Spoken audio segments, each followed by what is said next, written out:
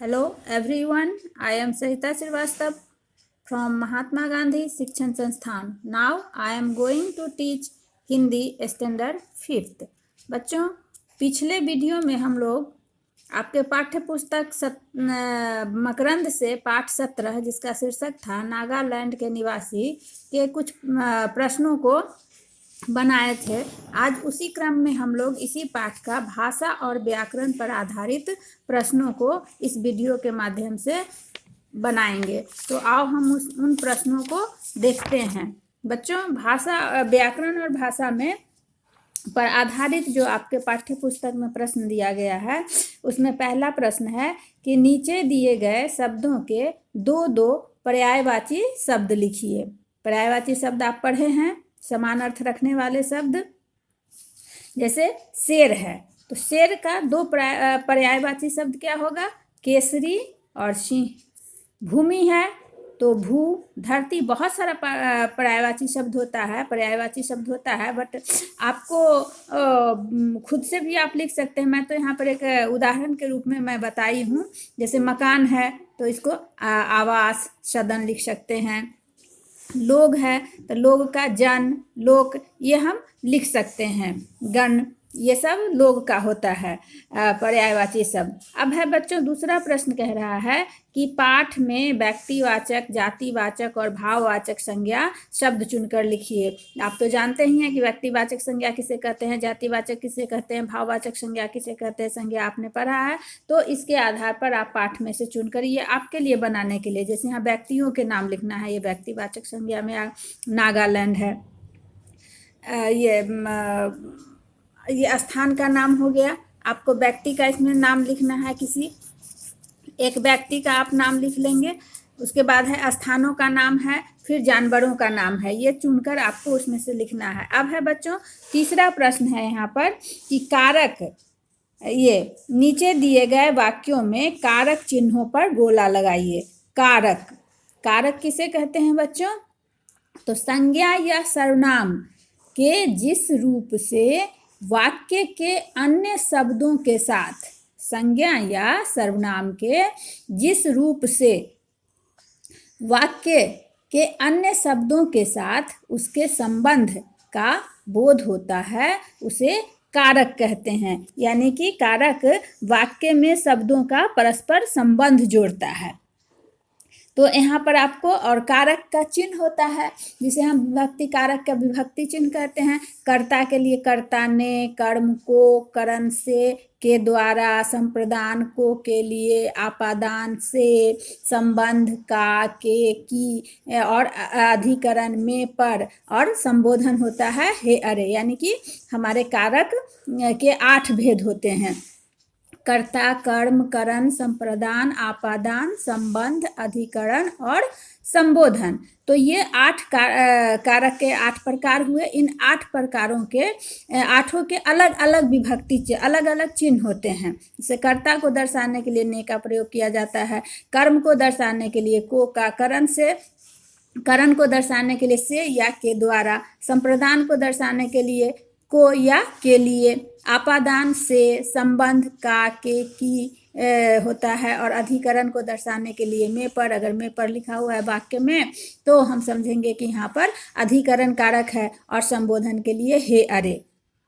तो ये कारक के विभक्ति चिन्ह कहलाते हैं। अब आपको इसमें से चुनना है बच्चों कि गोला लगाना है कि नागालैंड भारत का एक राज्य है। अब यहाँ पर देखो, भारत का, नागालैंड भारत का एक राज्य है। एक राज्य से भारत का संबंध है तो यहाँ पर का चिन्ह दिया हुआ है, तो ये का पर हम गोला लगा देंगे, ये कारक का चिन्ह है। फिर यहाँ पर है पहाड़ों पर सीधी नुमा खेती होती है। अब में और पर का अधिकरण कारक में आता है चिन्ह, तो यहाँ पर है, पहाड़ों पर सीधी नुमा खेती होती है। तो यहाँ पर जो शब्द है ये कारक चिन्ह है। संबंध, ये अधिकरण कारक के लिए ये चिन्ह का प्रयोग होता है। अब है विवाह के लिए विशेष मकान बनाए जाते हैं। तो के लिए, यहाँ पर आपने जाना कि संबंध जो कारक होता है, संबंध कारक, संप्रदान कारक के लिए आपको के लिए का प्रयोग किया जाता है। तो ये के लिए यहाँ पर है, तो इस पे हमने गोला लगा दिया। अब है नागा तीरों से शिकार करते हैं, तीरों से, तो यहाँ पर से विभक्ति आता है कि करण कारक का यहाँ पर विभक्ति है ये से। अगर ये एक और से होता है आपादान कारक में, लेकिन उससे होता है कि विच्छेद होता है। समझ, जैसे पेड़ से पत्ते गिरते हैं, तो पेड़ से पत्ता अलग हो रहा है, इसलिए वहाँ पर वो जो से आता है वो अधिकरण कारक में आता है। तो ये नागा तीरों से में हम यहाँ पर चिन्ह लगा दिए। तो इस तरह से आपने देखा कि कारक चिन्हों पर कैसे गोला लगाया जाता है, कैसे हम कारक चिन्हों को पहचानते हैं। तो यहाँ पर कारक चिन्ह हुआ का, पर, के लिए और से।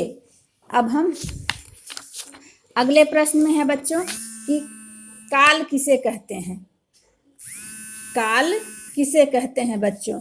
ये काल हमको यहाँ पर बनाना है कि नीचे दिए गए वाक्यों के काल निर्देश के अनुसार बदलकर वाक्य दोबारा लिखिए। अब जैसा कि आप जानते हो कि काल किसे कहते हैं कि क्रिया के जिस रूप से उसके होने के समय का बोध होता है उसे हम काल कहते हैं बच्चों।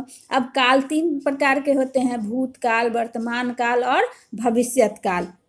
प्रायः देखते हैं रहा है, रही है, रहे हैं, रहता है, वो वर्तमान काल का क्रिया कहलाता है।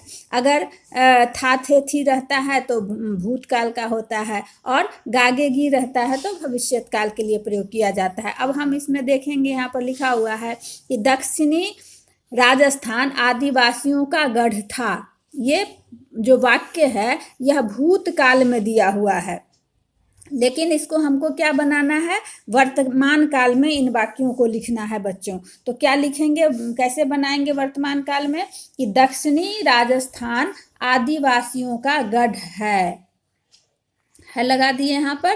तो ये वर्तमान काल हो गया। अब है ख में कि नागा लोग छोटे छोटे गांव में रहते हैं। यह जो वाक्य है यह वर्तमान काल का वाक्य है, इसको हमें भूतकाल में बदलना है। तो भूतकाल के लिए जब था यहाँ पर क्रिया में था लगाएंगे तो हमारा भूतकाल हो जाएगा कि नागा लोग छोटे छोटे गांवों में रहते थे। ये भूतकाल का वाक्य बन गया। अब है कुछ वर्षों में इनकी जीवन शैली परिवर्तित हुई।